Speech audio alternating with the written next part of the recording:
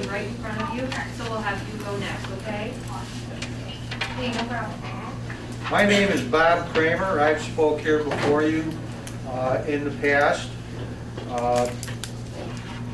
I would just like to first commend the Watseka School District for putting together a program that I think is just terrific for the community. Terrific for the town, terrific for the people, and affordable. And I just hope that everybody in this community and this district gets behind it. After the pandemic had first started, I came before this board and I talked about improving indoor air quality and the importance of this to everyone. Everyone in this room, everyone in this community. And since then, so many things have happened. We now have a mask mandate, and it will soon be, I'm sure, dropped. But we have got to find ways to really improve the quality of air in our public buildings to reduce the transmission of viruses. And we can never go back to the way we were before. We have got to learn from this lesson. I am going to send you in the mail some of these articles that I pulled out before I came today. And this is just one article. These graphs show 2017, 2018, 2019. And here's 2020. And this is a graph showing the number of infant deaths caused by influenza and the flu. It is down to practically nothing. Every graph that you pull or you look at, it shows viruses across the world. The common cold, we have defeated it. We cannot go back to living just the same way we were before. If you just think about the productivity loss with people getting sick, people in school transferring germs. Our schools are perhaps the worst place for air quality.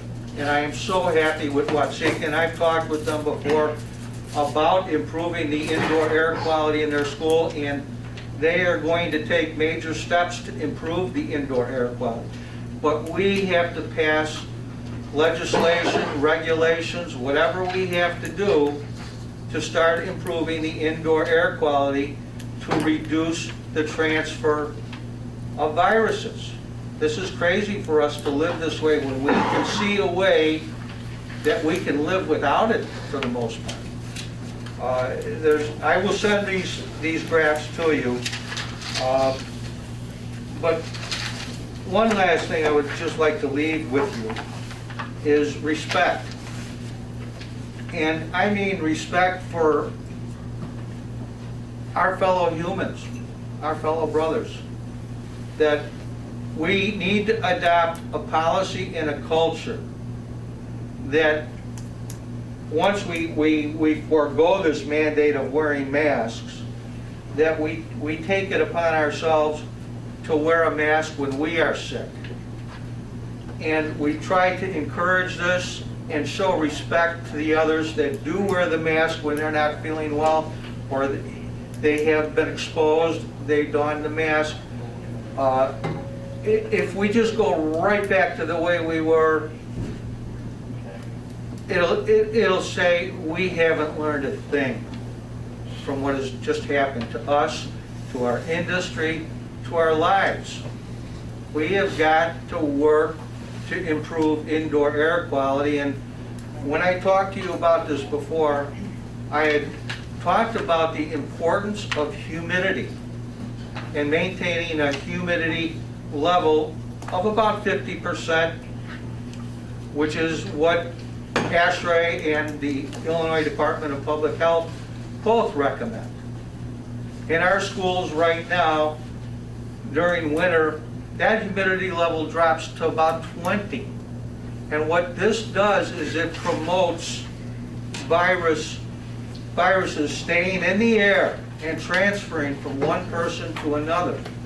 And we can literally put a big dent in this by just maintaining the humidity, but our schools are not equipped to do this. We need to take action and plan how we can improve the indoor air quality in all of our public buildings for the safety of everyone, but also to reduce this waste of time and people, their death. The numbers of death across the world from influenza have flatlined, completely flatlined. I know we can think that COVID, everything's being blamed on COVID, so nobody's checking, but they are checking for other viruses when people have symptoms.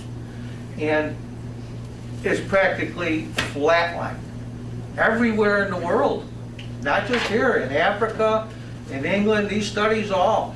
And there aren't too many, and you won't find it in the media that much because it is not being advertised.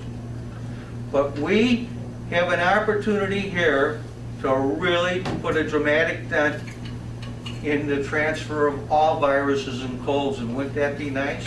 Look at the billions of dollars we would save just on drugs alone.